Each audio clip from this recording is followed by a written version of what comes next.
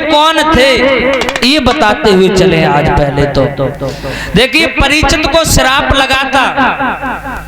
लोमर ऋषि महात्मा जो थे, उनके पुत्र श्रृंगी ऋषि ने श्राप दिया था परीक्षित को कि तुम्हारी 7वें दिन मृत्यु होगी।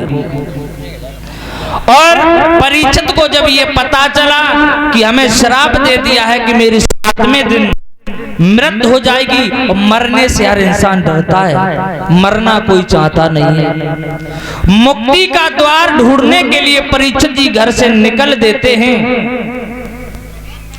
और चल देते आगे को बढ़ते हुए। परीक्षित साधु भेष बना करके और आगे को बढ़े परीक्षित महाराज।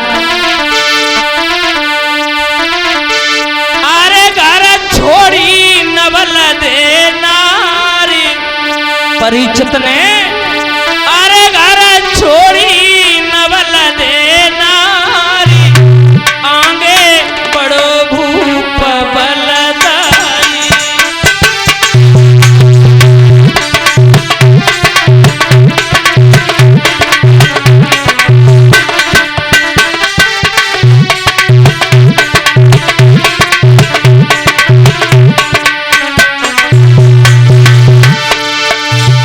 परीक्षित जी आगे को बढ़े हैं।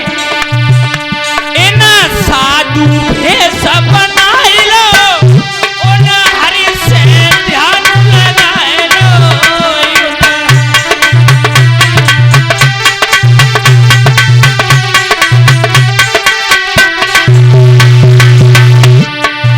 इनने छोड़ी दो घर बार, आगे बढ़े भूप बलदारी।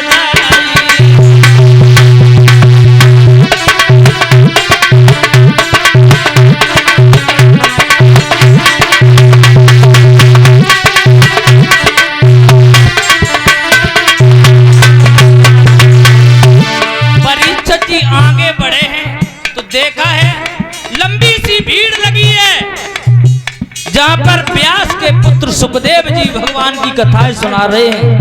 संतों की लंबी भीड़ लगी है। परीक्षित ने दूर से देखा, और ये सत्य बात तो ये है भैया सेवा में, अरे संतन के संग लागी रे, तेरी बीवी बनेगी संतन के संग।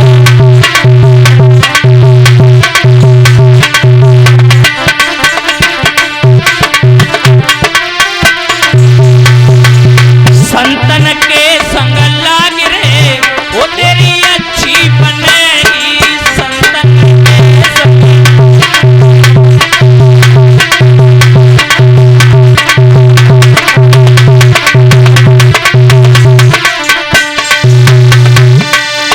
तो परीक्षित ने देखा लंबी सी भीड़ लगी है, लेकिन परीक्षित उदास थे।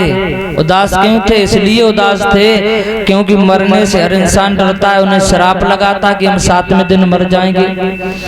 मुक्ति का द्वार ढूंढने के लिए आगे को बढ़े हैं। व्यास के पुत्र सुखदेव जी ने जब देखा तो पूछ लिया, कहो परीक्षित बड़े उदास हो। अब ये बात ही छोड़ते हैं, परीक्षित जी गौर से सुनना। सुखदेव जी ने जिनने कथा सुनाई थी, इनको जन्म कैसे हुआ, आओ वहां देखते हैं। एक बार नारद चले, नारद, क्योंकि नारद का नाम था नारद। नारद कहते किसे? नारद उसे कहते हैं जिसकी बात कभी रद्द न हो, उसे कहते हैं नारद। और नारद सबसे बड़े चुगला थे, जहां लड़ाई ना होती वहां लड़ाई नारद करवाए। हाँ। एक दिन नारद ने सोची कि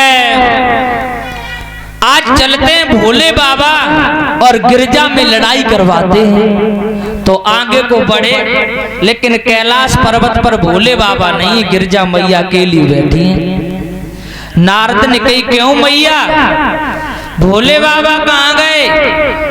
जवाब दिया, भोले बाबा निकल गए कहीं। क्यों मैया, एक बात पूछूं? कहने लगी गिरजा, हाँ पूछो। नारद बोले, मैया एक बात बताओ, भोले बाबा तुमसे कितना प्रेम करते हैं? गिरिजा कहने लगी नारद ये भी कोई बात पूछने की है?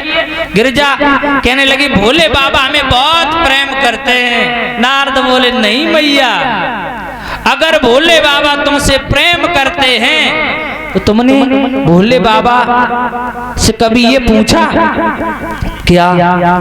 सभी देवी देवताओं को देखो कितने सुंदर सुंदर आभूषण पहने हैं, और जे भोले बाबा अपने गले में मुंडन की माला क्यों पहने? गिरिजा कहने लगी जब बात हमने कभी पूछी ना भोले बाबा। नारद इतनी बात कहे कि मन से निकल आए और इतने भोले बाबा पहुंचे। गिरिजा रूठ गई। भोले बाबा ने कहा क्या बात है गिरिजा, आज बड़ी उदास दिखाई दे रही है। गिरिजा कहने लगी चुप रहो भोले बाबा, हम तो जानती तुम हमसे बहुत प्रेम करते हो, लेकिन आज मुझे पता लग गया तुम मुझसे बिल्कुल प्रेम नहीं करते हो। क्यों? एक बात बताओ, ये तुम गले में मुंडों का हार डाले हो, ये क्यों डाले हो? सभी देवी देवताओं को देखो कितने सुंदर सुंदर आभूषण पहने हैं सोने के, लेकिन तुम ये गले में मुंडों का हार क्यों डाले हो भोले बाबा? भोले बाबा हंसने लगे, कहने लगे गिरिजा ये बात तुम्हें नहीं मालूम है, तुम जितनी बार मरी हो, अबे ये हार कोई गैर नहीं है, ये तुम्हारे ही हार हैं मुंडों के। तुमने जितनी बार मरी हो जन्म लिया है, मैंने उतनी बार एक हार डाला है। क्या? हाँ। क्यों भोले बाबा? हम इतने दाएं मरे गए, तुम एक दाना मरे? गिरिजा ने कही भोले बाबा से क्यों? हम इतने बार मर चुके, तुम एक भी बार नहीं मरे। भोले बाबा बोले हम क्यों मरे, हम तो अमर कथा जानते हैं। गिरिजा बोली तो हमें भी सुनाओ अमर कथा। भोले बाबा बोले नहीं, तुम्हें अमर कथा हम नहीं सुना सकते, लेकिन बाल हट और त्रिया हट बहुत बुरी होती है। बच्चा हट कर जाए कि मुझे खिलौना चाहिए तो लेके दो, त्रिया हट कर जाए कि मुझे साड़ी चाहिए तो कच्च काढ़ो खेत बेचो देव लेके। भैया आज गिरजा मैया हट कर गई भोले बाबा से और बोली भोले बाबा हमें भगवान की कथा सुनाओ।